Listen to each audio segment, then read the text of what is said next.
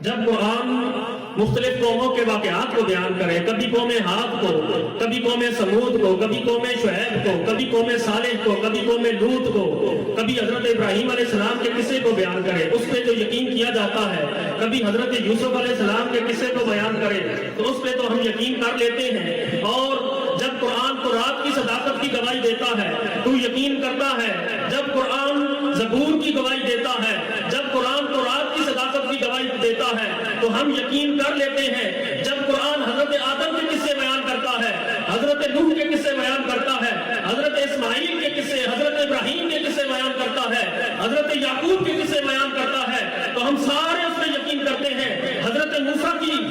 موسیٰ کے وہ سارے قصے بیان کیے جاتے ہیں، حضرت عیسیٰ کے قصے بیان کیے جاتے ہیں، ہم ان سب پہ یقین رکھتے ہیں۔ جب قرآن کہتا ہے کہ حضرت آدم کو بغیر ماں باپ میں پیدا کیا گیا، ہم یقین کرتے ہیں۔ جب قرآن کہتا ہے کہ حضرت حوا کو آدم علیہ السلام کی پسلی سے پیدا کیا گیا، ہم اس پہ یقین کرتے ہیں۔ جب قرآن کہتا ہے کہ حضرت مریم کو بغیر باپ میں پیدا کیا گیا، ہم اس پہ یقین کرتے ہیں۔ جب قرآن کہتا ہے حضرت عیسیٰ کو زندہ آسمانوں پہ اٹھا لیا گیا، ہم اس پہ تو یقین کرتے ہیں۔ لیکن وہی قرآن جب اہل بیت کی بات کرتا ہے، انما یرید اللہ لیذھب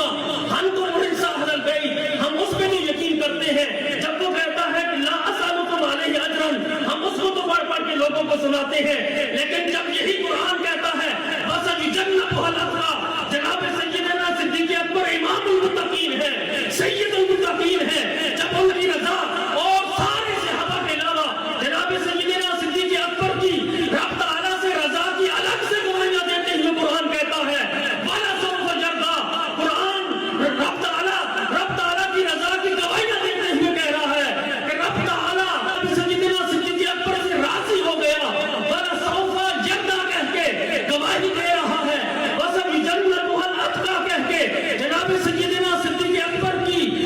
ان کے اتقاء کو، ان کی متقیت کو، ان کے تقویٰ کو بیان کر رہا ہے۔ اور جب قرآن یہ کہتا ہے وَسَيُجَنَّبُهَا الْأَتْقَى الَّذِي يُؤْتِي مَالَهُ يَتَزَكَّىٰ وَمَا لِأَحَدٍ عِندَهُ مِن نِّعْمَةٍ تُجْزَىٰ إِلَّا ابْتِغَاءَ وَجْهِ رَبِّهِ الْأَعْلَىٰ وَلَسَوْفَ يَرْضَىٰ، جب قرآن صدیق کے مقام کو بیان کرتا ہے تب تمہارا چہرہ کیوں زرد ہو جاتا ہے، تب تم ماننے کے لیے کیوں تیار نہیں ہوتے؟ جب قرآن جناب سیدنا صدیق اکبر کی صحابیت کو بیان کرتے ہوئے اِذْ هُمَا فِي الْغَارِ اِذْ يَقُولُ لِصَاحِبِهِ کہتا ہے تب تمہارے چہرے پہ کیوں رنگ اڑ جاتا ہے، تب تمہارے پیٹ پہ کیوں روڑ پڑتے ہیں؟ یعنی اَفَتُؤْمِنُونَ بِبَعْضِ الْكِتَابِ وَتَكْفُرُونَ بِبَعْضٍ والی یہ آیات مقدسہ تم پہ صادق آتی ہے کہ اپنی مرضی کی آیات کو اٹھاتے ہو، لیکن جب جناب سیدنا صدیق اکبر کی باری آتی ہے، ان کی افضلیت کی باری آتی ہے، پھر تم اپنی مرضی کے معنی اور مفاہیم نکالنے لگ جاتے ہو۔ تو پھر مجھے کہنے دیجیے جناب سیدنا صدیق اکبر کو